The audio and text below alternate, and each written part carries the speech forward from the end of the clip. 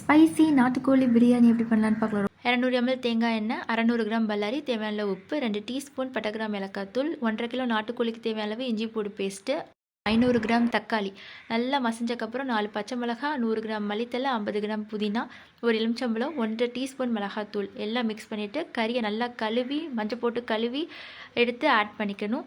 அதுக்கப்புறம் 200 கிராம் தயிர் ஆட் பண்ணிவிட்டு தண்ணி ஊற்றி தேவையான அளவு தண்ணி ஊற்றி மூடி விசில் போட்டுருங்க.